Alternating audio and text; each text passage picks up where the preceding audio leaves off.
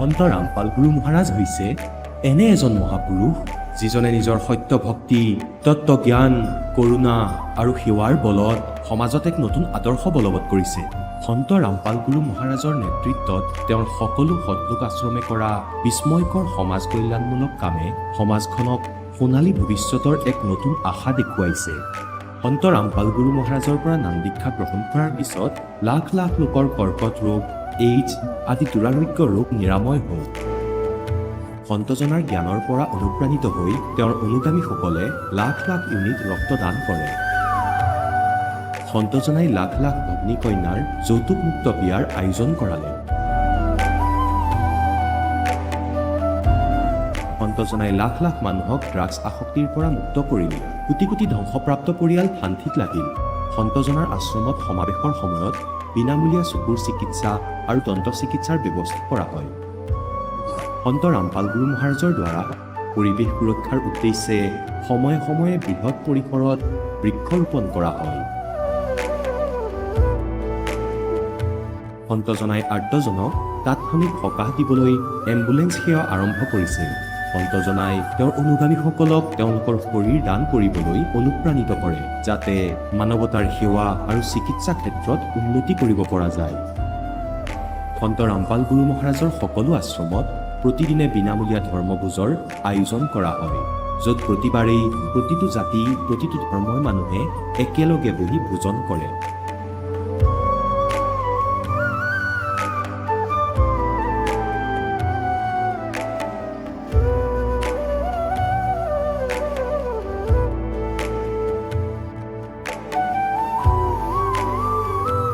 সন্ত ৰামপাল গুৰু মহাৰাজৰ আশ্ৰমত সহস্ৰাধিক বৃদ্ধ বৃদ্ধাই শ্ৰদ্ধা আৰু মৰমেৰে জীৱন যাপন কৰাৰ সুযোগ পায়।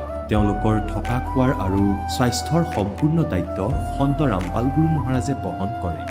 অনাথ শিশুৰ বাবে সন্ত ৰামপাল গুৰু মহাৰাজৰ সকলো আশ্ৰম বিশেষ বৰদানতকৈ কম নহয়, য'ত তেওঁলোকক শিক্ষা, সংস্কাৰ আৰু ভৱিষ্যতৰ বাবে উন্নত সুবিধা প্ৰদান কৰা হয়। বানপানী, ভূঁইকঁপ বা মহামাৰী যিয়েই নহওক, সন্ত ৰামপাল গুৰু মহাৰাজ আৰু তেওঁৰ অনুগামীসকল সদায় আৰ্তজনৰ বাবে আগ্ৰনোৱা হৈ থাকে।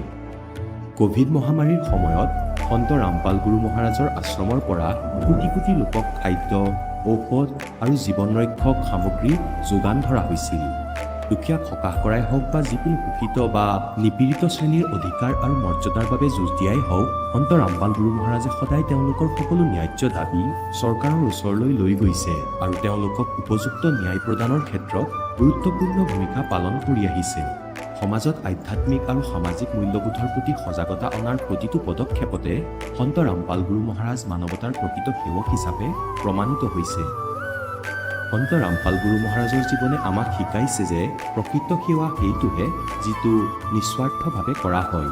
আহক আমিও এই মহান সন্তজনৰ এই মহান সেৱাৰ কামত যোগ দিম আৰু সন্ত ৰামপাল গুৰু মহাৰাজৰ পৰা নাম দীক্ষা লৈ আমাৰ জীৱন ধন্য কৰি তোলোঁ।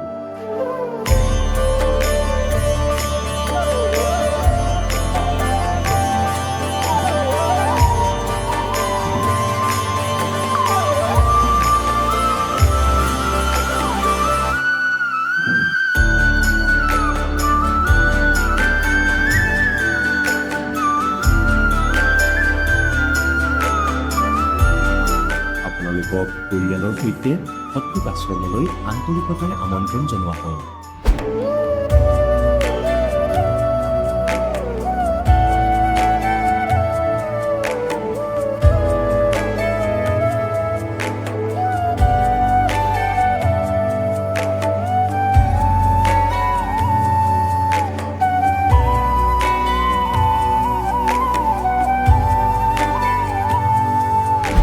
পবিত্ৰ শ্ৰীমদ ভাগৱত গীতা, পবিত্ৰ 4 বেদ, পবিত্ৰ কোৰাণ শ্বৰীফ, পবিত্ৰ বাইবেল, পবিত্ৰ গুৰু গ্ৰন্থ চাহিব আৰু কবীৰ চাহাবৰ পবিত্ৰ বাণীত লুকাই থকা গূঢ় ৰহস্য অৰ্থাৎ তত্ত্বক জানিবলৈ অনুগ্ৰহ কৰি অৱশ্যেই শুনিব জগতগুৰু তত্ত্বদৰ্শী সন্ত ৰামপাল গুৰু মহাৰাজৰ মংগল প্ৰবচন। নমস্কাৰ ছাৰ। নমস্কাৰ। ছাৰ, আপোনাৰ শুভ নামটো? হাৰুণ তান্ত্ৰিক। আপুনি ক'ৰ পৰা আহিছে? মই বিশ্বনাথ ডিষ্ট্ৰিক্ট গহপুৰৰ পৰা। আপুনি সন্ত ৰামপাল গুৰু মহাৰাজৰ পৰা নাম দীক্ষা কেতিয়া লৈছিল? মই 2020 এপ্ৰিল মাহৰ 20 তাৰিখত। তেখেতৰ পৰা নাম দীক্ষা লোৱাৰ আগতে আপুনি অন্য কিবা ভক্তি সাধনা কৰিছিলনে? হয় ছাৰ, মই কৰি আছিলোঁ দেৱী দেৱতাৰ পূজা, যোনটো আমাৰ সমাজত পৰম্পৰা হিচাপত কৰে। দুৰ্গা পূজা, কালী পূজা, গণেশ পূজা, লক্ষী পূজা।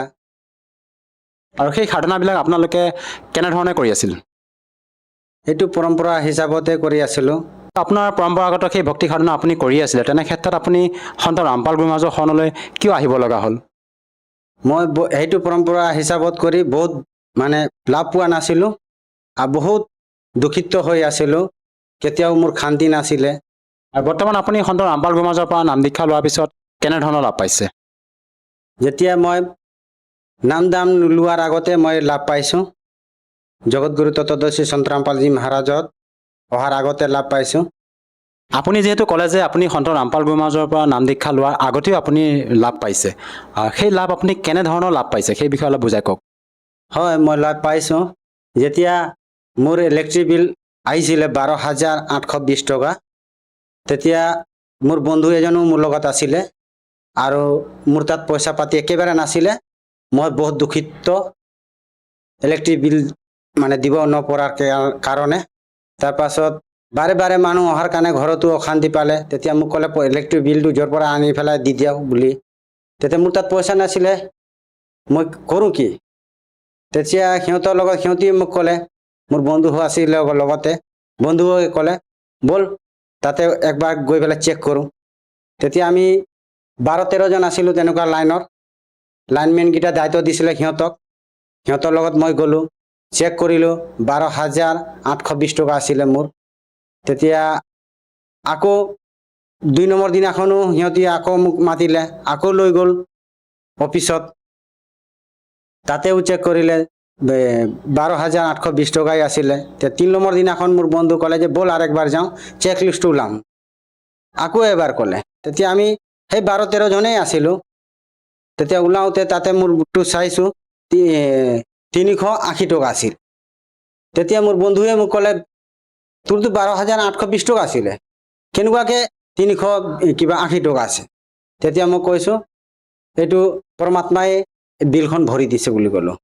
কোন পৰমাত্মাৰ কথা কৈছে আপুনি? মই জগতগুৰু তত্ত্বদৰ্শী সন্ত ৰামপালজী মহাৰাজ, গুৰু ৰূপত স্বয়ং পৰমাত্মাই হয়, আমি পৰমাত্মা মানো।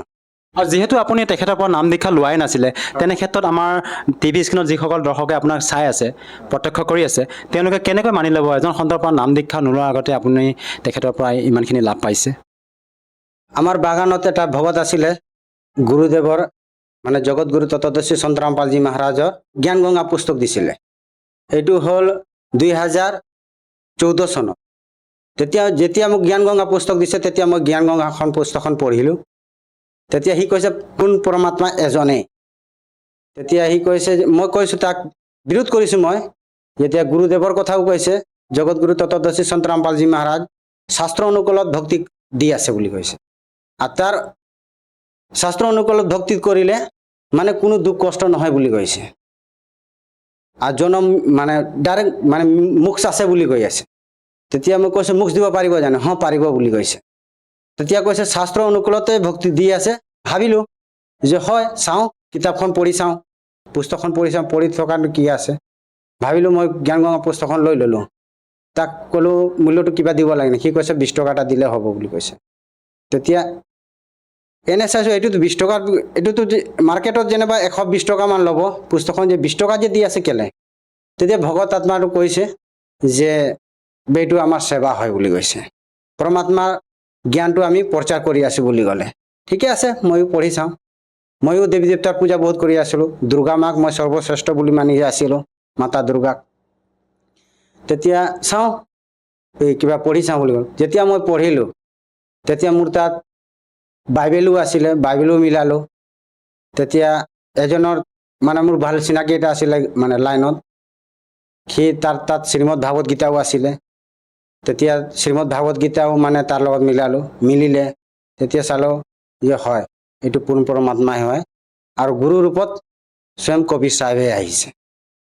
তেতিয়া যোনজন ভগতজী মোক দিছিলে পুস্তকখন, সেই ভগতজীক মই আকৌ সুধিলোঁ যে এই কিবা সৎসংটো মানে টিভিত দিয়ে জানো তেতিয়া সি কৈছে সাধনা চেনেলত দিয়ে সন্ধিয়া 7:30 তেতিয়া ঠিকে আছে বুলি ক'লো আৰু তেতিয়া সি আহি পেলাই চেনেলটোও লগাই দিলে সৎসংটোত যেতিয়া মই চাইছোঁ একটা শাস্ত্ৰ খুলি পেলাই আঙুলি দেখুৱাই কৈ আছে যে এইটো আপোনালোকৰ কিতাপ হয় এই দাস পঢ়াই আছে আপোনালোকে নিজে চাওক তেতিয়া মই গম পালোঁ যে যিমানো ধৰ্মগুৰু ইয়াত আছে চব নকলি হয় এইটোৱে অৰিজিনেল পূৰ্ণ পৰমাত্মা হয় আৰু গুৰু ৰূপত স্বয়ং পৰমাত্মা আহিছে বুলি মই গম পালোঁ আৰু বৰ্তমান আপুনি তেখেতৰ পৰা নাম দীক্ষা লৈ যি ভক্তি সাধনা কৰি আছে আৰু অন্য কিবা কি লাভ পাইছে সেই বিষয়ে অলপ জনাওকচোন বহুত লাভ পাইছোঁ যেতিয়া মই টমটমত গৈ আছিলোঁ মই নাম দীক্ষা লৈছিলোঁহে সেইটো সময়ত মাত্ৰ মোৰ প্ৰথম নাম 2 মাহমান হৈছিলে মোৰ আৰু মই কিবা গহপুৰ টাউনত গৈ আছিলোঁ আচানক মানে টমটমটো পাল্টি খাই গ'ল তাৰ পাছত মোৰ তাত ডাঙৰ এক্সিডেণ্ট হৈ গ'ল ভৰি তেতিয়া সেই মানুহ কিবা টমটম মানুহজনটো মোক তাৰ পৰা টমটমত উঠালে মই উঠিব পৰা নাছিলোঁ সি মোক উঠাৰ পাছত মোক লৈ গ'ল মই বিশাল মাৰ্কেটে গৈ আছিলোঁ কিবা ছোৱালীৰ কাপোৰ চাপোৰ আনিবলৈ তেতিয়া মোক লগে লগে চিভিলত লৈ গ'ল যেতিয়া দেখুৱালে ডক্টৰক তো ডক্টৰে পটি চটি কৰি পেলাই মোক মানে পঠাই দিলে সৰু মৰু এক্সিডেণ্ট বুলি তেতিয়া মোক ঘৰত লৈ গ'ল মানুহজনটো তেতিয়া তাতে মাইকী মানুহটো মোক ক'লে যে নহয় এইটো এটা সৰু মৰু এক্সিডেণ্ট নহয় ব্লাডটোতো গৈ আছে তেতিয়া মোক লগে লগে তাৰ পৰা যোন মানুহজন এক্সিডেণ্ট কৰিছিলে তেখেতক লগে লগে মাতি পেলাই ক'লে যে এইটো সৰু মৰু এক্সিডেণ্ট নহয় আকৌ মোক চিভিলত লৈ গ'ল তাৰ পৰা তেতিয়া আমাৰ যোনটো বাগান মেডিকেল আছে তাত মোক একচেপ্ট নকৰাৰ কাৰণে মোক লগে লগে আৰু চিভিলত লৈ গ'ল চিভিলত লোৱাৰ ডক্টৰটো বেলেগ আছিলে ডক্টৰটো চাই পেলাই লগে লগে মোক জেকেট পঠাই দিলে বিশ্বনাথ চাৰিআলি তাত মই যেনেকুৱা গ'লোঁ বিশ্বনাথ চাৰিআলি তেতিয়া তাত মোৰ ট্ৰিটমেণ্ট কৰিলে ৰাতি তেতিয়া লগতে ভগত আত্মাও গৈছিলে তেতিয়া সিহঁতি ৰাতি গুচি আহিলে মই তাত থাকি গ'লোঁ 3 দিনমান তাত হৈ আছিলে মোৰ তেতিয়া মোক মানে ভৰিটো পূৰা বেণ্ডেজ কৰি দিলে কমপ্লিট ফুলকৈ তাৰ পাছত 3 দিনৰ পাছত খুলিছে মোৰ তাতে তেতিয়া জেকেট মেডিকেলতে মোৰ ভৰিটো গেলি গৈছিলে গেলি যোৱা তাত ট্ৰিটমেণ্ট অলপ কৰিলোঁ তাত ট্ৰিটমেণ্টটো হ'ল তাৰ পৰা মোক ছুটি দি দিলে তেতিয়া মই ঘৰত আহিলোঁ তেতিয়া আকৌ মোক চেকআপত মাতিলে তাতে এসপ্তাহমান তেনেকুৱা দৌৰালে ভৰিটো মোৰ গেলি গ'ল তেতিয়া বাগান মেডিকেলত ৰাখিলে যেতিয়া মই বেলেগ ডক্টৰ ধৰিলোঁ ডক্টৰটো ভৰিটো চাই পেলাই ক'লে যে ভৰিটো গেলি গ'ল এইটো কাটিব লাগে বুলি ক'লে তেতিয়া মাইকী মানুহটোক ক'লে মোক ডাইৰেক্ট কোৱা নাই ডক্টৰে তেতিয়া মাইকী মানুহটো কান্দিছে পূৰা যে এইটোতো হ'ব নোৱাৰে বুলি কৈছে তেতিয়া মোক সুধিছে যে ডক্টৰটো এনেকুৱা কৈ আছে তেতিয়া ক'লৈছোঁ মইতো নাম দীক্ষা লৈছোঁ আৰু জগতগুৰু তত্ত্বদৰ্শী সন্ত ৰামপালজী মহাৰাজে কৈছে নিজে যে যোনে শাস্ত্ৰ অনুকূলত ভক্তি কৰি আছে মই কেঞ্চাৰৰ বাপো ঠিক কৰিম বুলি কৈছে আৰু এক্সিডেণ্টনো কি বুলি কৈছে তেতিয়া মই সেইটোৱে মানে মাইকী মানুহক ক'লোঁ বেটা ভক্তি কৰিব কৈছে তেতিয়া মই তাত আকৌ আৰু এটা ডক্টৰ তাত ল'লোঁ তাতে তেনেকুৱা বুলি ক'লে যে ভৰিটো কাটিব লাগে বুলি ক'লে তেতিয়া যোনটো মই বাগান মেডিকেলত আছিলোঁ ডক্টৰে যেতিয়া আহিছিলে মোক চাবলৈ ভৰিখন চালে তেতিয়া কৈছে যে এইটোতো একচুৱেলি ভৰি কাটিব লাগে কেঞ্চাৰ হৈ যাব বুলি ক'লে তেতিয়া তাত মোক কান্দি মই মানে পৰমাত্মাক গুহাৰিলোঁ মোৰ গুৰুদেৱক মই পৰমাত্মা বুলি ভাবোঁ তেতিয়া যেতিয়া প্ৰাৰ্থনাটা লগা হ'ল গুৰুদেৱৰ তাৰ পৰা আদেশ আহিছে বেটা ভক্তি কৰ একো নহ'ব মই আছোঁ বুলি ক'লে তেতিয়া মোৰ ভৰিটো ভাল হৈ গ'ল এইটো ছাৰ আচৰিত কথা আপুনি সন্ত ৰামপাল গুৰু মহাৰাজৰ পৰা নাম দীক্ষা লোৱাৰ পিছতে আপোনাৰ যি দুৰ্ঘটনাত ভৰিখন কষ্ট পাইছিলে ডক্টৰে কৈছিল যে আপোনাৰ ভৰিখন কাটিব লগা হ'ব আৰু কাটিবৰ কাৰণে নিৰ্দেশ দিছিলে তেনে ক্ষেত্ৰত এইটো কেনেকৈ সম্ভৱ ছাৰ কি ভক্তি বিধি দিয়ে সন্ত ৰামপাল গুৰু মহাৰাজে আপোনালোকক যাৰ দ্বাৰা নেকি আপোনাৰ এই কাটিব লগা ভৰিখন অসুস্থ হৈ পৰিল গুৰুদেৱত যেতিয়া নাম দীক্ষা লৈছোঁ মই যোনটো নামটো দিছে সেইটো নাম ইমান পাৱাৰফুল নাম শাস্ত্ৰ অনুকূলত দিছে আৰু সেইটো নামত যদি সুমৰণ কৰিলে মই মাত্ৰ 4 মাহ সুমৰণ কৰিছোঁ জগতগুৰু সন্ত ৰামপালজী মহাৰাজ যোনটো নামটো দিছে সেইটো নামত ইমান শক্তি আছে জপ কৰিলে যিমানো ডাঙৰ বেমাৰ হওক খতম হৈ যাব আৰু আপুনি সন্ত ৰামপাল গুৰু মহাৰাজৰ পৰা নাম দীক্ষা লোৱাৰ পিছতে বিভিন্ন প্ৰকাৰে লাভ পাইছে। এই ক্ষেত্ৰত ছাৰ আপোনাৰ পৰা আৰু এষাৰ কথা জানিব বিচাৰিম, যিহেতু আমাৰ অসমতো আধ্যাত্মিক শ্ৰদ্ধালু বিভিন্ন গুৰু আছে, সেইসকলৰ যি ভক্তিবিধি আৰু আপোনালোকৰ সন্ত ৰামপাল গুৰু মহাৰাজৰ যি ভক্তিবিধি, ইয়াৰ মাজত পাৰ্থক্য কি ছাৰ?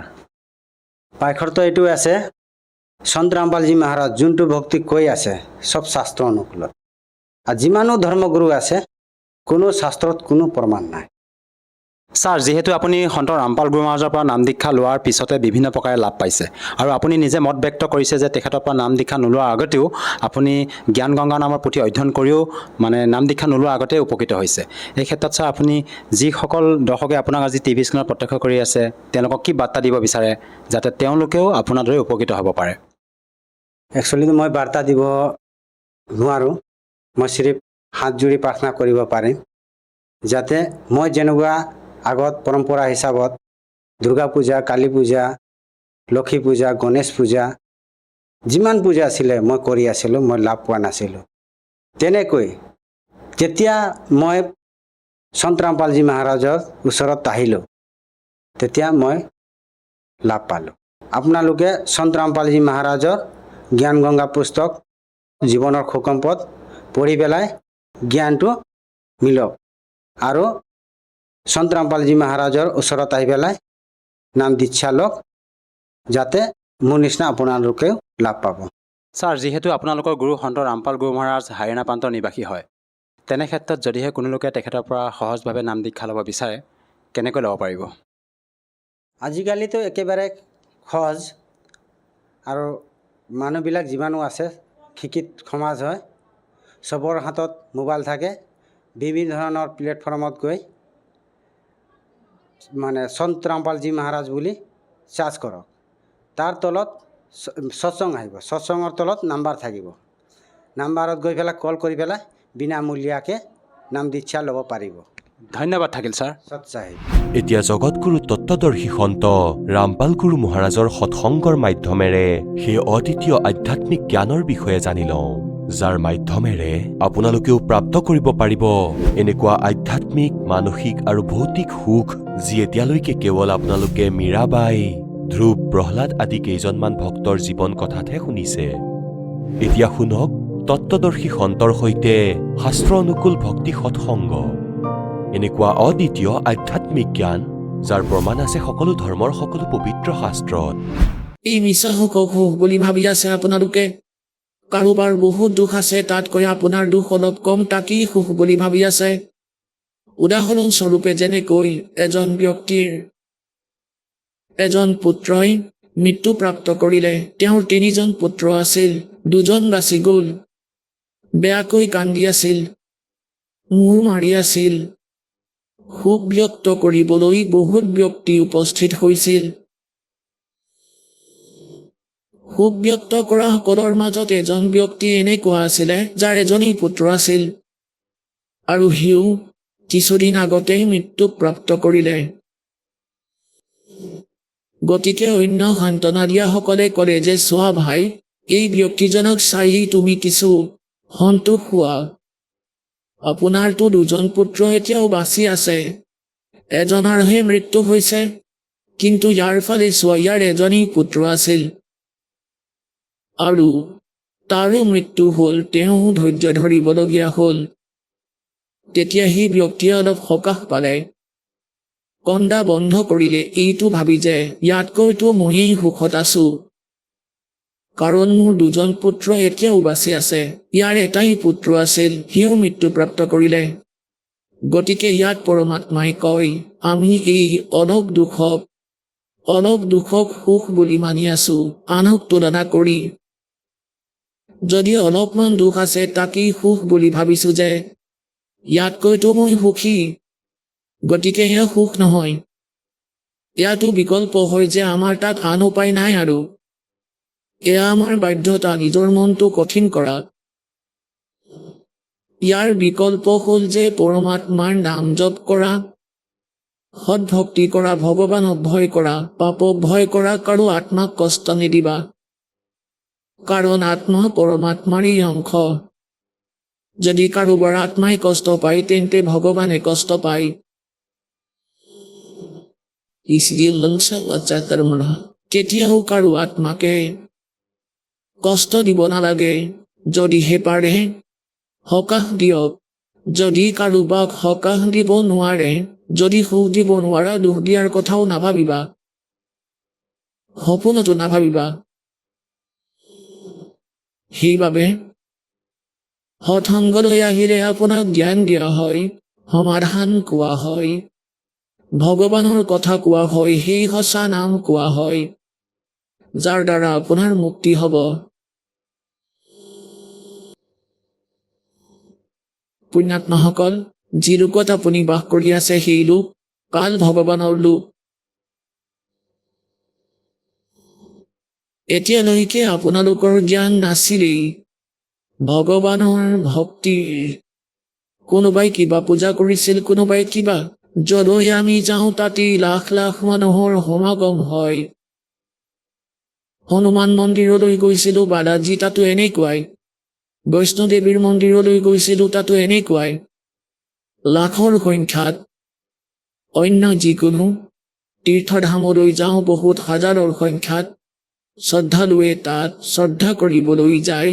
তেতিয়া আমি সকলোৱে এনেকৈ ভাবো, যিহেতু ইমানবোৰ ব্যক্তি ইয়ালৈ আহি আছে, এই সাধনা নিশ্চয় শুদ্ধই হয়। সেইবাবে আমাৰ কোনো অবজেকশ্যন নাছিলে। এতিয়াহে গম পালো পৰমাত্মাই দিয়া সেই জ্ঞানৰ বাবে, সেই তত্ত্বজ্ঞানৰ পৰা যি গড গিভেন, সেয়া যথাৰ্থ জ্ঞান। সেয়া যদিও আমাৰ আগৰ জ্ঞানৰ বিপৰীত যেন লাগে, তথাপিও সেয়া সত্য। আমি অসত্য গ্ৰহণ কৰি থৈছো, সেইবাবে সত্য আমাৰ কিছুদিনৰ বাবে ভাল নালাগিব, অসত্য যেন লাগিব। ইয়াৰ উপায় এইটোৱে যে বাৰে বাৰে সেই সত্যটো শুনা। অসত্য আমি বহুবাৰ শুনিছো, সেইবাবেই আমাৰ অন্তৰত প্ৰৱেশ কৰিছে, কোনো অবজেকশ্যনেই নাই। গতিকে এই তত্ত্বজ্ঞানক, সত্যজ্ঞানক বাৰে বাৰে শুনিলে তেতিয়া পুৰণা যি ৰং সেয়া সমাপ্ত হ'ব, নতুন ৰঙে ধৰিব। আৰু সেয়া সত্য, ই কেতিয়াও মচা নাযায়। সেয়া অসত্য আছিল, তাৰ নাশ সোনকালেই হ'ব, অসত্য সোনকালেই নাশ হৈ যায়।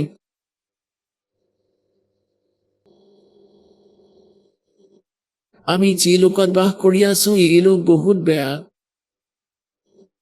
আৰু এতিয়া আপোনালোকে গম পাব পৰমাত্মাৰ এই তত্ত্বজ্ঞানৰ পোহৰেৰে যে সঁচাকৈয়ে এই লোক সঠিক নহয়। এয়া থকাৰ যোগ্যটো নহয়েই, কিন্তু আমাৰ বাধ্যবাধকতা, বিবশতা, ইয়াৰ পৰা আমি বেলেগলৈ যাবও নোৱাৰো। আমাক এনেকৈ বান্ধি থৈছে। কৰ্মৰ সংস্কাৰ লগ কৰি এনেকুৱা আইনা বনাইছে য'ত বাহিৰৰ পৰাতো একো নেদেখো, কিন্তু ভিতৰত জোৰ কৰি আবদ্ধ কৰি থৈছে। এই আধাৰতেই আমি চলি আছো। আজি কোনোবাই ক'ৰবাত জন্ম লৈছে মনুষ্য ৰূপত, অথবা পশু পক্ষী হৈছে, ইহঁত কৰ্মৰ বান্ধোনেৰে বান্ধ খাই আছে। যেতিয়ালৈকে আমাৰ এই কৰ্মৰ বান্ধোন সমাপ্ত নহয়, আমি এই কালৰ বন্দীশালৰ পৰা ওলাব নোৱাৰো। এই কালৰ বন্দীশালৰ পৰা মুক্ত কৰিবলৈ স্বয়ং পৰমাত্মা আহে।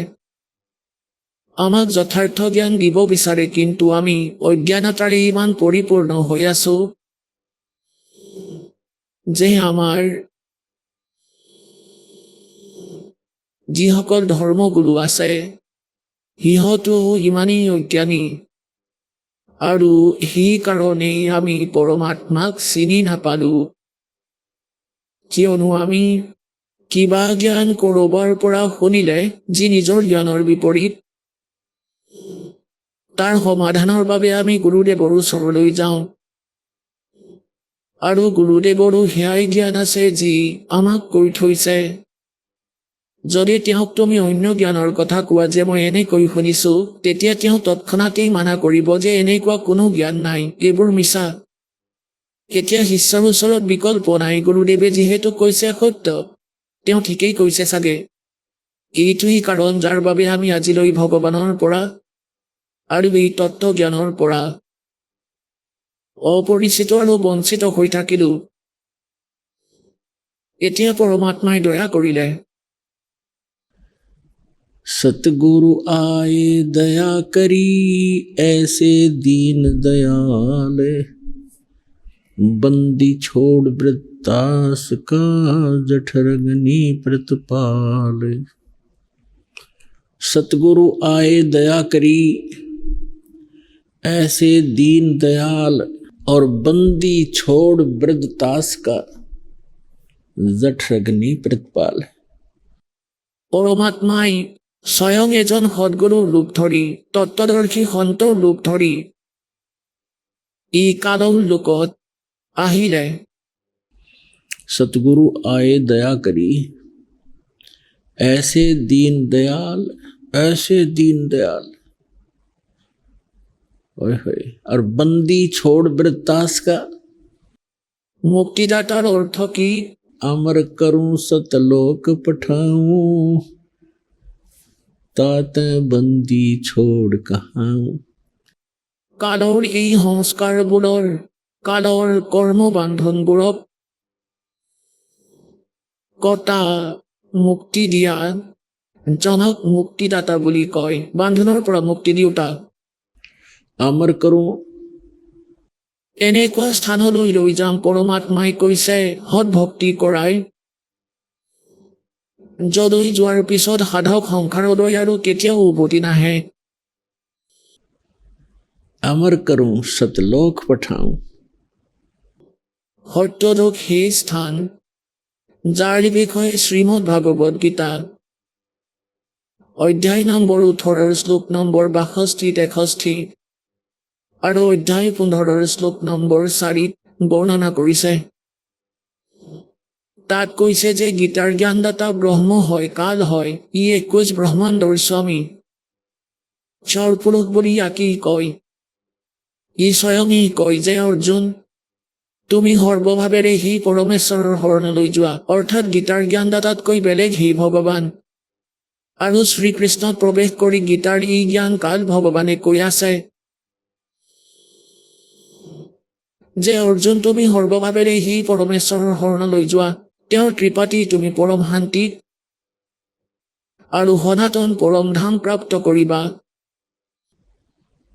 सनातन शाश्वतम स्थानम, সদায়ৰ বাবে থকা স্থান, যাৰ কেতিয়াও নাশ নহয়, অবিনাশী স্থান, তাক আমি সত্যৰূপ বুলি কওঁ। সত্যৰূপ অবিনাশী স্থান।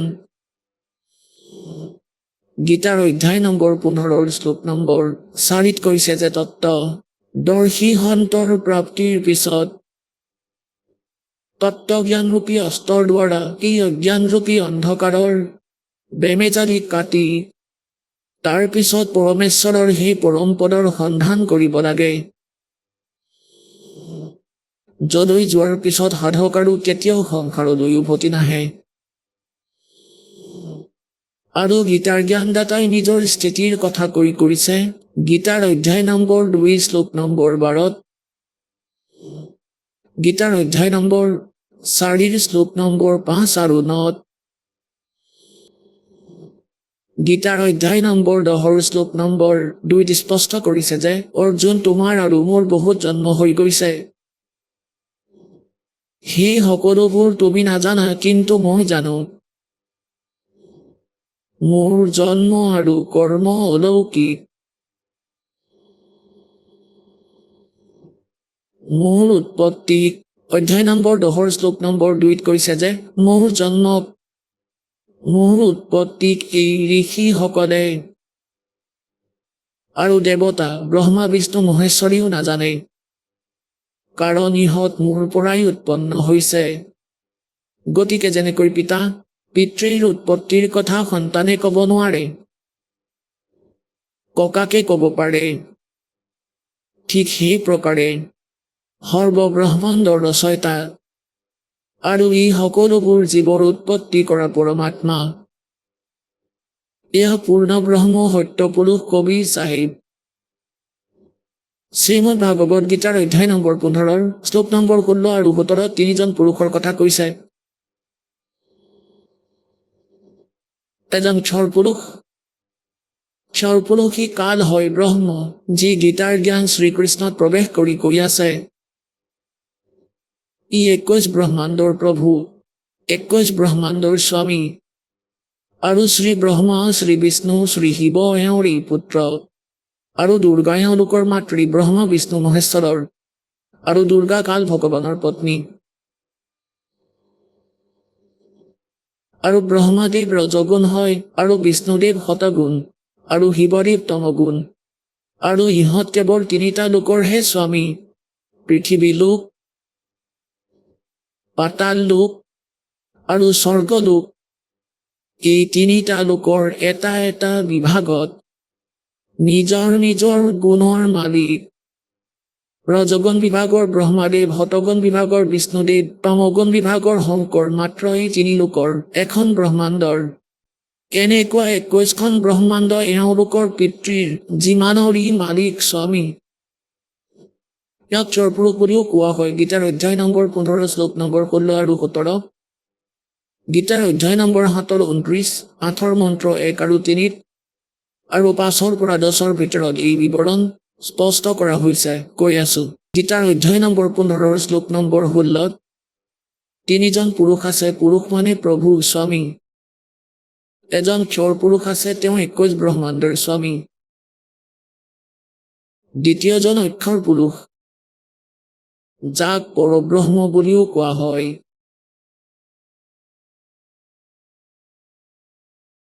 ইয়াক অক্ষৰ ব্ৰহ্ম বুলিও কোৱা হয় অক্ষৰ পুৰুষো বোলে এনেকৈয়ে যি ক্ষৰ পুৰুষ কাল তেওঁ ক্ষৰ ব্ৰহ্মও বোলে 21 ব্ৰহ্মাণ্ডৰ স্বামী আৰু পৰমক্ষৰ পুৰুষ পৰমক্ষৰ ব্ৰহ্ম এওঁক পৰব্ৰহ্ম কোৱা বা অক্ষৰ পুৰুষ বুলি কোৱা এওঁ 7 শংখ ব্ৰহ্মাণ্ডৰ স্বামী 7 নীল পদ্ম শংখ এওঁ ইমানৰ স্বামী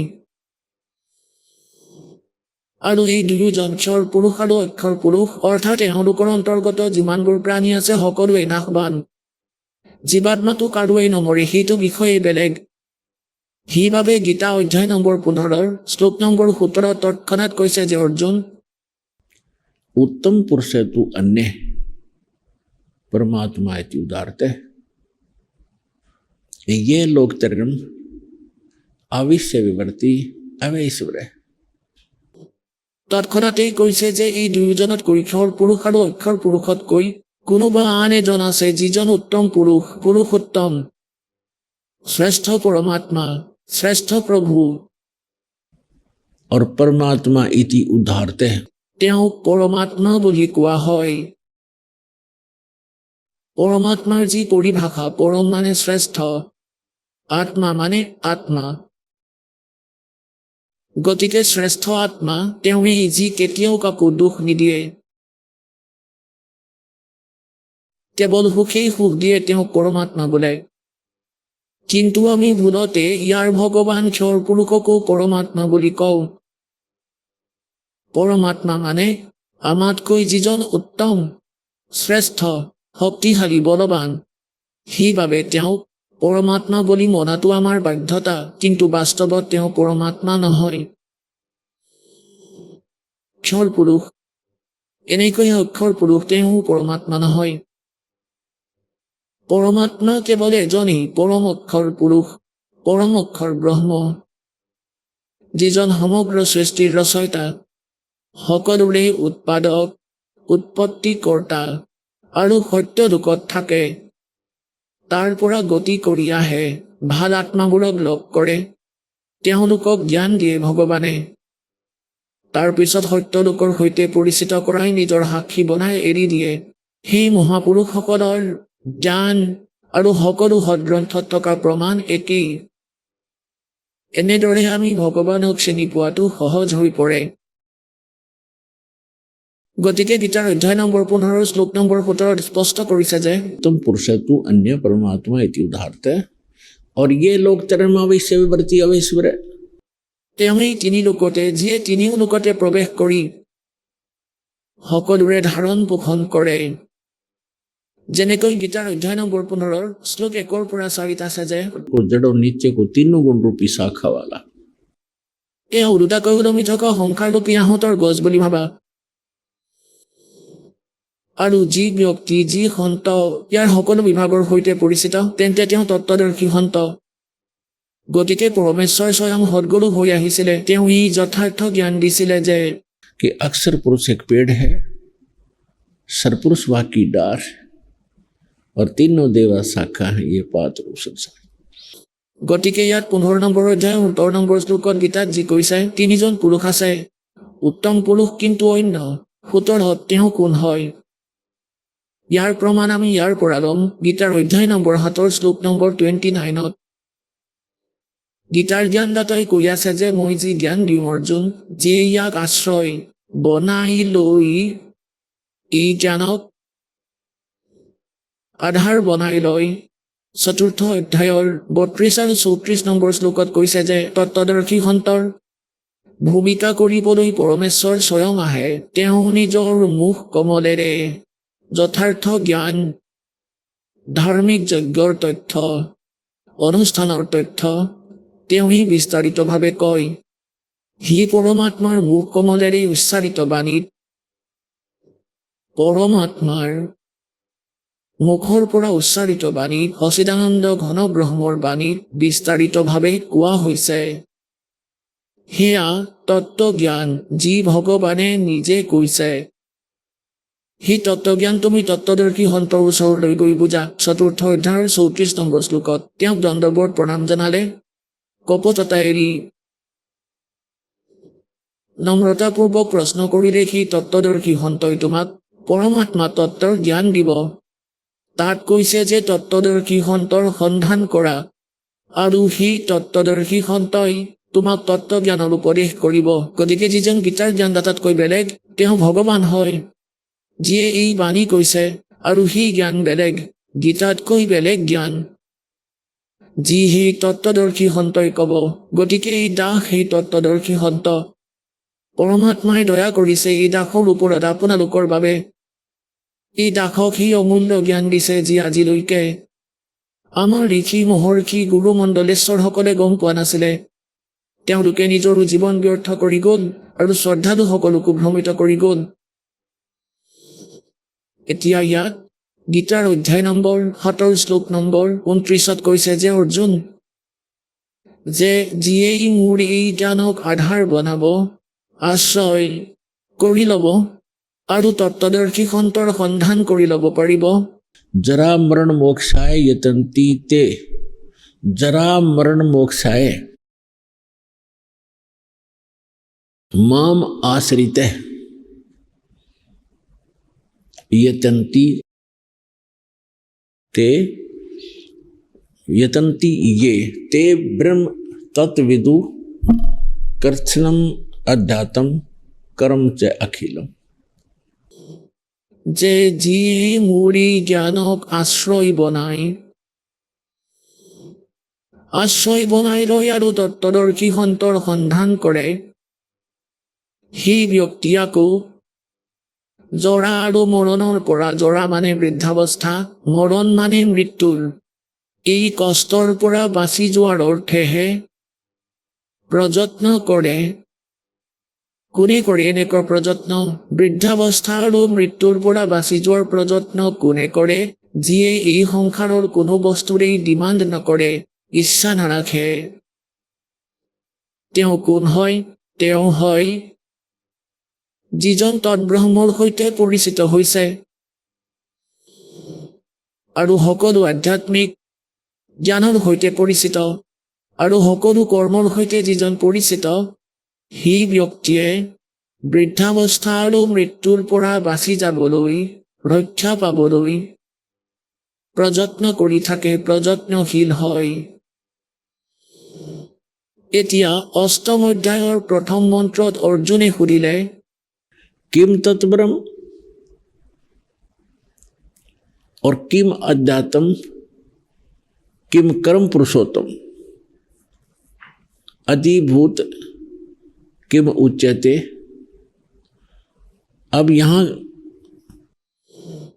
অৰ্জুনে গীতাৰ জ্ঞানদাতাক সুধিছে যে যিজন তৎব্ৰহ্মৰ বিষয়ে আপুনি সপ্তম অধ্যায়ৰ 29 নম্বৰ শ্লোকত কৈছে যে যি ব্যক্তিয়ে বৃদ্ধাৱস্থা আৰু মৃত্যুৰ পৰা জৰা মানে বৃদ্ধাৱস্থাৰ কষ্ট আৰু মৰণ মানে মৃত্যুৰ পৰা বাচি যোৱাৰ বাবে যিয়ে প্ৰযত্ন কৰে তেওঁ সিজন তৎব্ৰহ্মৰ সৈতে পৰিচিত হৈছে আৰু সকলো আধ্যাত্মিকতাৰ সৈতে পৰিচিত হৈছে আৰু সকলো কৰ্মৰ বিষয়ে তেওঁ গম পাইছে।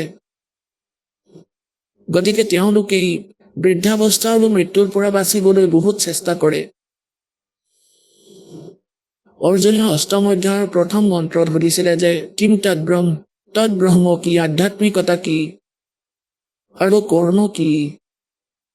গতিকে গীতাৰ জ্ঞানদাতাই অষ্টম অধ্যায়ৰ ৩য় নম্বৰ শ্লোকত কৈছে যে তেওঁ পৰম অক্ষৰ ব্ৰহ্ম, যিজন গীতাৰ জ্ঞানদাতাতকৈ বেলেগ পৰমাত্মা, তেওঁ পৰম অক্ষৰ ব্ৰহ্ম। ৩য় নম্বৰৰ গীতাৰ অধ্যায় নম্বৰ ১৫ শ্লোক নম্বৰ ১৬ আৰু ১৭ত ১৭ৰ সৈতে ইয়াৰ লিংক আছে। যিজন পৰম অক্ষৰ, অন্যজন উত্তম পুৰুষ, সেই বিষয়ে গীতাৰ জ্ঞানদাতাই কৈ আছে অষ্টম অধ্যায়ৰ ৩য় নম্বৰ শ্লোকত যে তেওঁ পৰম অক্ষৰ ব্ৰহ্ম, অৰ্থাৎ গীতাৰ জ্ঞানদাতাতকৈ বেলেগ। এই যিজন পৰম অক্ষৰ ব্ৰহ্ম, তেওঁ সত্য পুৰুষ, তেওঁ বাস্তৱত অবিনাশী পৰমাত্মা আৰু এওঁ এই সকলোৰে ধাৰণ পোষণ কৰোতা সংসাৰৰূপী বৃক্ষৰ শিপা, সংসাৰৰ শিপা। কাৰণ শিপাৰ পৰাই গোটেই গছডালে আহাৰ প্ৰাপ্ত কৰে। এই প্ৰকাৰেই ই মূল মালিক, পৰম অক্ষৰ ব্ৰহ্ম, এওঁ সত্য পুৰুষ। এওঁৰ নাম কবীৰ দেৱ, কবীৰ চাহেব, আল্লাহু আকবৰ। এতিয়া ইয়াত গীতাত অধ্যায় নম্বৰ ৮ৰ ভিতৰত এটা নিৰ্ণায়ক জ্ঞান আছে। গীতা অধ্যায় নম্বৰ ৭ৰ শ্লোক ১২ৰ পৰা ১৮লৈকে।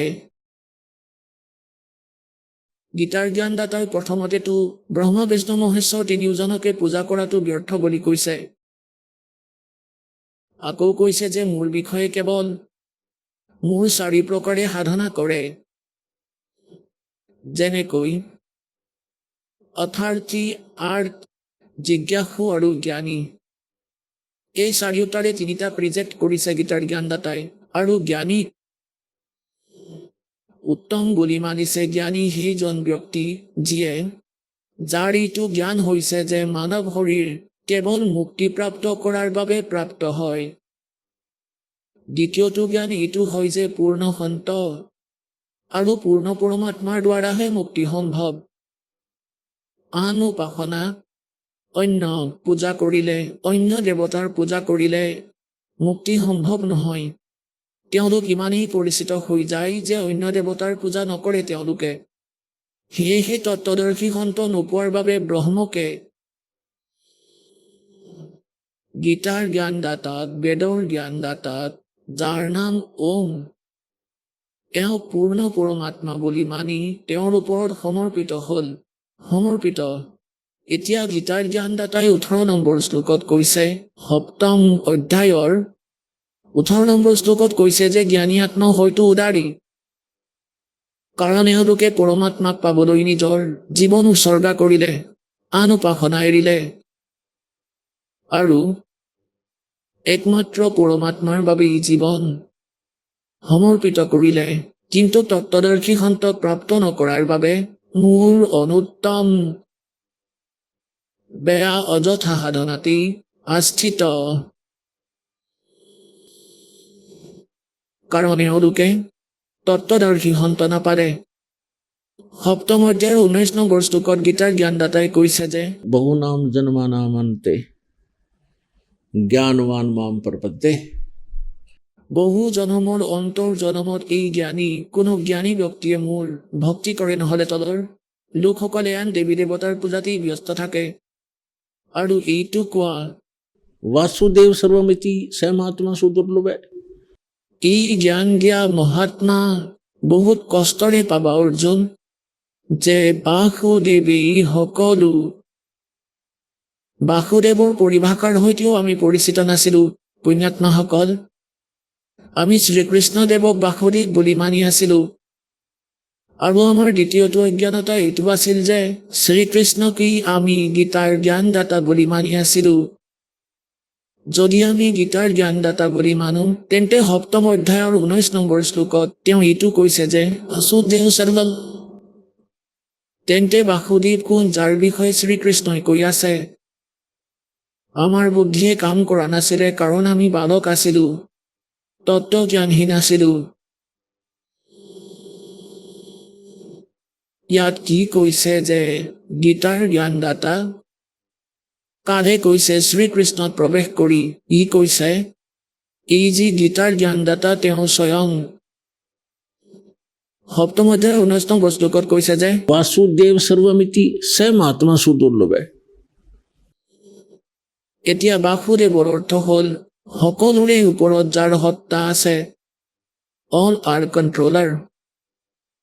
যেনেকৈ আপোনালোকক কৈছিলো ব্ৰহ্মা বিষ্ণু মহেশ্বৰটো কেৱল এক ব্ৰহ্মাণ্ডৰ তিনিলোকৰ এক এক বিভাগৰ মালিক প্ৰভু স্বামী। এওঁলোকৰ পিতা ঈশ্বৰ পুৰুষ যাক কাল ভগৱান বোলে। ই 21 ব্ৰহ্মাণ্ডৰ প্ৰভু, সৰ্বব্যাপক নহয়, সকলোৰে মালিক নহয়, বাসুদেৱ নহয়। নাই ব্ৰহ্মা বিষ্ণু মহেশ্বৰ বাসুদেৱ। আৰু যি অক্ষৰ পুৰুষ তেওঁ 7 সংখ্যক ব্ৰহ্মাণ্ডৰ স্বামী, তেওঁ বাসুদেৱ নহয়। তেওঁৰো সকলোৰে ওপৰত বাস নাই, সকলোৰে ওপৰত তেওঁৰ নিবাস নাই, সকলোৰে মালিক নহয়। গতিকে আজি তৃতীয় নম্বৰৰ যি অক্ষৰ পুৰুষ পৰম অক্ষৰ পুৰুষ, তৃতীয় নম্বৰত যি পৰম অক্ষৰ ব্ৰহ্ম পৰম অক্ষৰ পুৰুষ, এওঁ হয় সি পৰমাত্মা, তেওঁ বাসুদেৱ, এওঁ সি পূজাৰ যোগ্য, এওঁ সি পাপ নাশক, এওঁ সি সমগ্ৰ ব্ৰহ্মাণ্ডৰ উৎপত্তিকৰ্তা। এইটোৱে কৈছে সপ্তম অধ্যায়ৰ 19 নম্বৰ শ্লোকত যে বাসুদেৱ সৰ্বমিতি। বাসুদেৱেই সকলো, এওঁহি ঈশ্বৰৰ ৰূপত পূজনীয়, এওঁহি সকলোৰে উৎপত্তিকৰ্তা, আৰু এওঁহি জীৱৰ সকলো ভাগ্যৰ পাপ নাশ কৰোতা, আৰু সৰ্বসুখদায়ী ভগৱান, পূৰ্ণ মুক্তিদায়ক। গতিকে এই কথা কোৱা মহাত্মা বহুত কষ্টৰে পাবা যে বাসুদেৱ সৰ্বমিতি, ইমানেই বাসুদেৱেই সকলো, ইতিমানেই এই কথা কোৱা মহাত্মা অতি দুৰ্লভ। গতিকে পুণ্যাত্মাসকল, এইটো সুলভ কৰি দিছে পৰমাত্মাই। আপোনালোকৰ সন্মুখত এই দাসে সেই বাসুদেৱৰ তথ্য ৰখা সন্ত দাস বহি আছে। সমগ্ৰ বিশ্বতে এই জ্ঞান কাৰো লগত নাই। ইয়াৰ লাভ লওক।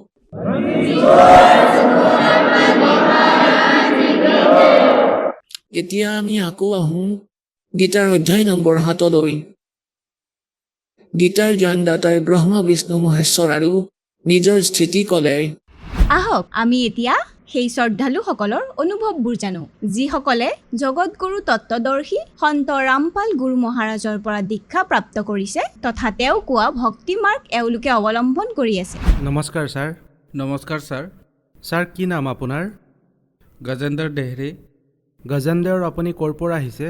মই উৰিষ্যাৰ ঝাৰচুৰা জিলাৰ লক্ষণপুৰ ব্লকৰ ছাত্ৰীপল্লী গাঁৱৰ পৰা আহিছোঁ।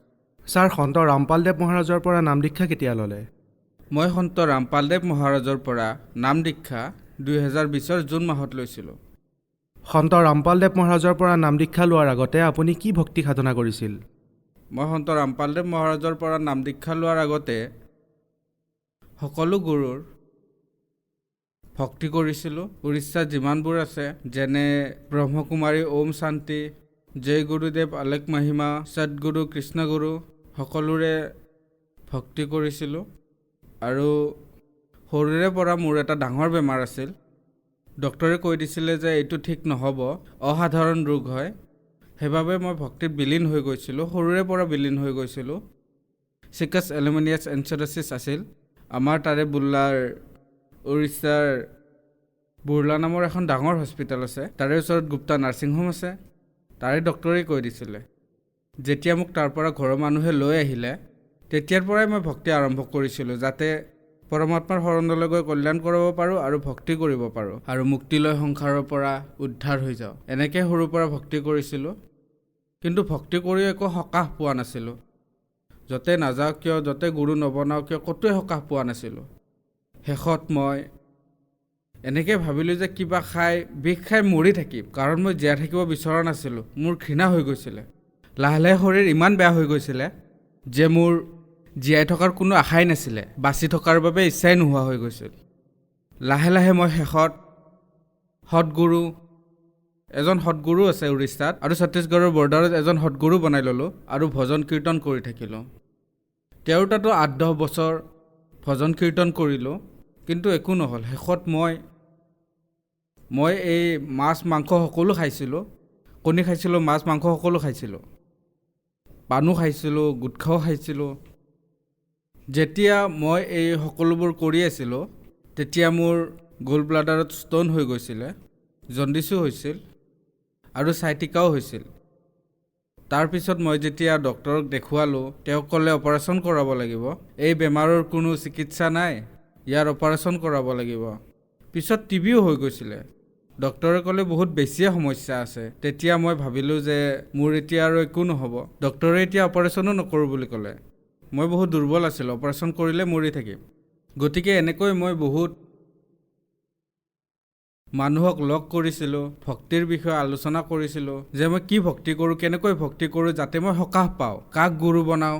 পুৰাণ শাস্ত্ৰত এনেকুৱা কোনো গুৰুৰে প্ৰমাণ নাই যাক মই গুৰু বনাইছিলোঁ, ভজন কীৰ্তন কৰিছিলোঁ। বেদ, বাইবেল, কোৰাণত এনেকুৱা কোনো নাছিল। মইতো হিন্দু, মুছলিম আৰু শিখ আৰু খ্ৰীষ্টিয়ান চাৰিওটা ধৰ্মলৈ গৈছিলোঁ। সকলো ভক্তি অনুভৱ কৰি ভক্তি কৰিছিলোঁ, একো সকাহ পোৱা নাছিলোঁ। শেষত এজন মোৰ মামা আছিলে, তেওঁ মোক জ্ঞান গংগা কিতাপখন দিলে। সেই জ্ঞান গংগা কিতাপখন পঢ়ি মই 7 বছৰমান থৈয়ে দিছিলোঁ। যেতিয়া মোৰ এই ষ্ট'ন হ'ল আৰু জণ্ডিছো হ'ল, তাৰ পাছত মই জ্ঞান গংগা কিতাপখন আকৌ বিচাৰিলোঁ আৰু পঢ়িলোঁ। তাতে প্ৰমাণ আছিলে যে আমি যিমানবোৰ ভক্তি কৰি আছিলোঁ সকলোবোৰ শাস্ত্ৰৰ বিৰুদ্ধে। কোনো প্ৰমাণ নাই বেদ শাস্ত্ৰ 18 পুৰাণত, বাইবেলত, কোৰাণ শ্বৰীফত ক'তোৱে লিখা নাই যে এওঁলোক পূৰ্ণ গুৰু হয়। আৰু মই ব্ৰহ্মা বিষ্ণু মহেশ্বৰৰ ভক্তি কৰিছিলোঁ। সৰুৰ পৰা শুনিছিলোঁ যে তেওঁলোক নাগবান, অবিনাশী নহয়, কাৰণ এওঁলোকৰ জন্ম মৃত্যু হয়। গতিকে মই সেই অবিনাশী পৰমাত্মাৰ সন্ধান কৰিছিলোঁ। আৰু মোক সেই অবিনাশী পৰমাত্মাৰ লগত কোন গুৰুৱে লগ কৰাই দিব। মোৰ এই অসাধাৰণ ৰোগটো সাধাৰণ কৰিবৰ বাবে, আৰোগ্য হ'বৰ বাবে ভাৰতত যিমানবোৰ গুৰু আছে, যেনে মধু পৰমাছ জম্মু কাশ্মীৰৰ, ধন সদগুৰু, সচ্চা সদা, প্ৰকাশ মুনি, যেনেকৈ উৰিষ্যাত ব্ৰহ্মকুমাৰী আছে, গায়ত্ৰী ধৰ্ম আৰু বেংগলোৰৰ সাই বাবা, সকলোৰে দুৱাৰত গৈছিলোঁ, ক'তোৱে ভাল পোৱা নাছিলোঁ।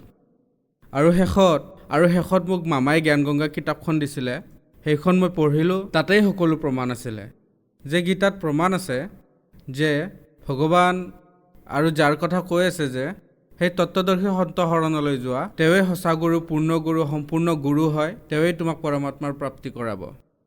আৰু মই সেইখন পঢ়ি থৈ দিছিলোঁ। যেতিয়া মোৰ এই সমস্যা হ'ল, বেমাৰ হ'ল, ষ্ট'ন হ'ল, গ'ল্ড ব্লাডৰ ষ্ট'ন, তেতিয়া মই জ্ঞান গংগা কিতাপখন খুলিলোঁ আৰু পঢ়িলোঁ। তাৰপিছত মোৰ নাম লোৱাৰ বাবে জ্ঞান সকলোবোৰ পৰীক্ষা কৰি চালোঁ যে সন্ত ৰামপালদেৱ মহাৰাজ অৱতাৰ হয়নে নহয়। এতিয়া তেওঁৰ শিষ্যসকলে কৈ আছে, প্ৰমাণ দি আছে যে তেওঁ পূৰ্ণ গুৰু হয়, পৰমাত্মা হয়, আৰু তেওঁৰ শৰণলৈ গ'লে সকলোবোৰ ৰোগ কষ্ট দূৰ হৈ যায়, সুখ হয়, শান্তি হয়, সৎলোকৰ প্ৰাপ্তি হয়, মুক্তি হয়। মই পঢ়া শুনা কৰাই হয়, BA কৰিছিলোঁ। BA পঢ়াৰ পিছত যিহেতু মই পঢ়া শুনা কৰা, গতিকে নিৰীক্ষণ কৰিলোঁ যে সন্ত ৰামপালদেৱ মহাৰাজ কেনেকুৱা গুৰু আৰু কাৰ অৱতাৰ, যে পৰমাত্মা কোন হয়, পূৰ্ণগুৰু কোন হয়। এনেকৈ মই সকলোখিনি বেদ শাস্ত্ৰৰ মতে প্ৰমাণ চালোঁ।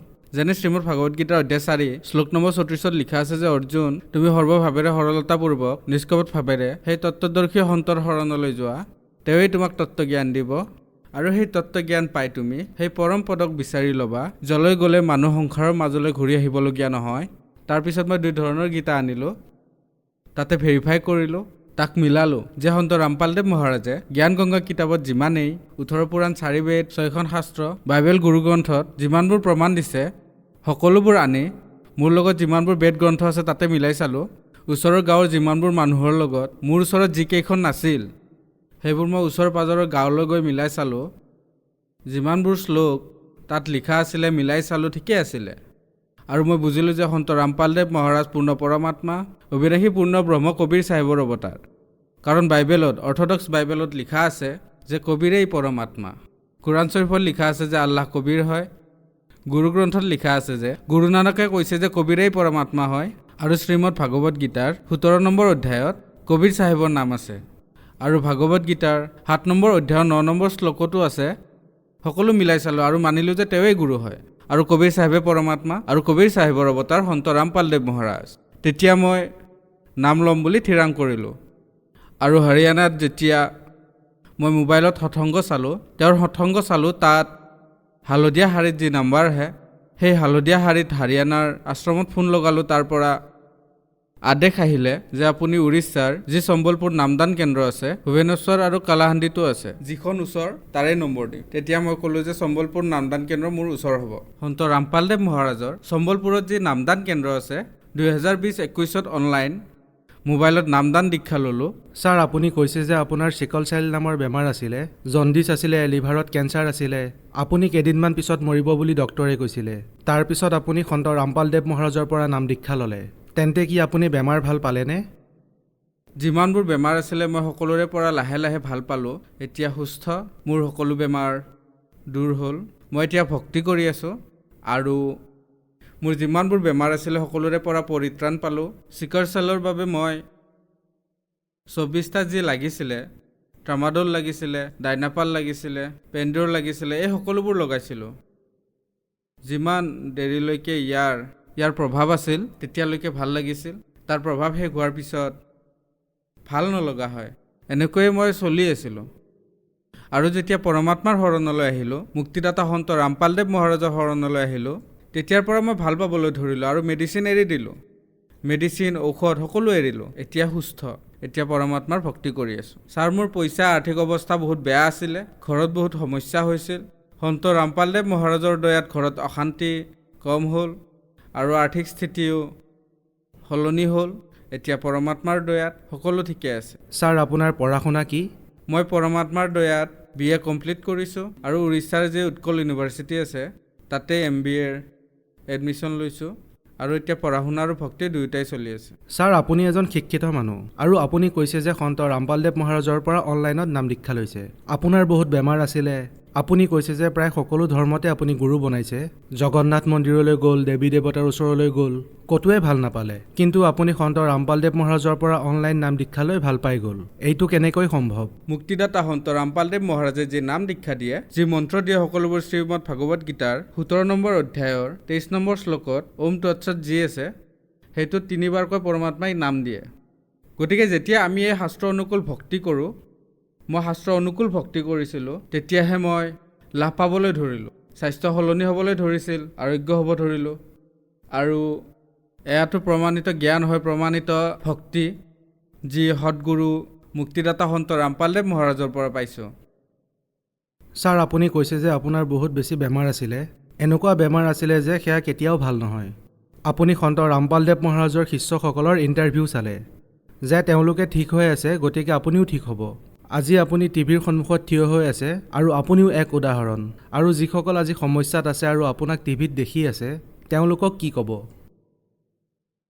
যিসকল মই যেনেকৈ সমস্যাত আছিলোঁ, পৰমাত্মাক বিচাৰি ফুৰিছিলোঁ, যিজন সৎগুৰুক বিচাৰি আছিলোঁ, যিয়ে শাস্ত্ৰ অনুকূল ভক্তি দিয়ে, পূৰ্ণ পৰমাত্মা হয়, তেনেকুৱা পৰমাত্মাক বিচাৰি বিচাৰি আজি তেওঁৰ দয়াত সেই গুৰুও বনালোঁ, সেই পৰমাত্মাও প্ৰাপ্ত কৰিলোঁ আৰু পৰমাত্মাৰ দয়াত যিবোৰ মোৰ বেমাৰ আছিল সকলোৰে পৰা আৰোগ্য হ'লোঁ। এতিয়া ভক্তি কৰি আছোঁ, সুস্থও আছোঁ, পঢ়িও আছোঁ। আৰু এই বিশ্বত যিসকল মোৰ ভাৰতবাসী আছে, সকলোকে মই বিনম্ৰ প্ৰাৰ্থনা কৰি হাতযোৰ কৰিছোঁ যে যিসকল এই ৱৰ্ল্ডত, ভাৰত দেশত, উৰিষ্যাত আছে, সকলোকে প্ৰাৰ্থনা জনাইছোঁ, মোৰ ভাই ভনী মাতা পিতাসকলক, এই যে সন্ত ৰামপালদেৱ মহাৰাজ আছে, তেওঁ শাস্ত্ৰ অনুকূল ভক্তি প্ৰদান কৰে আৰু শ্ৰীমদ ভাগৱত গীতাৰ অধ্যায় নম্বৰ 34, অধ্যায় 4ৰ 34 নম্বৰ শ্লোকত যি তত্ত্বদৰ্শী সন্তৰ কথা কৈছে, তেওঁৱেই গুৰু হয়। আৰু তেওঁৰ শাস্ত্ৰ অনুকূল ভক্তিৰে যিয়ে নাম দীক্ষা ল'ব, তাৰ পৰা মুক্তি পাব আৰু তেওঁ আৰোগ্যও হ'ব। এয়াই প্ৰমাণ আছে বেদ আৰু শাস্ত্ৰত। ছাৰ, সন্ত ৰামপালদেৱ মহাৰাজৰ পৰা নাম দীক্ষা কেনেকৈ ল'ব পাৰি? আমাৰ ভাৰতবৰ্ষৰ বহুতো টিভি চেনেলত সন্ত ৰামপালদেৱ মহাৰাজৰ সৎসংগ আহে, তাৰে তলত হালধীয়া শাৰী এটা আহে, তাত আশ্ৰমবোৰৰ নম্বৰ থাকে। সেই নম্বৰত ফোন কৰিলে আপোনালোকৰ ওচৰত মানে নিজৰ নিজৰ ডিষ্ট্ৰিক্টত যি নামদান কেন্দ্ৰ আছে সন্ত ৰামপালদেৱ মহাৰাজৰ, তাৰ পৰাই আপুনি নামদান পাই যাব। ধন্যবাদ ছাৰ। নমস্কাৰ ছাৰ।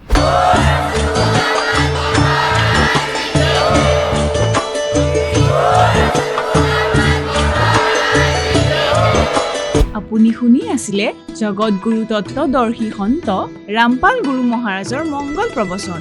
অধিক জানিবৰ বাবে ভিজিট কৰক www.jagatgururampalji.org।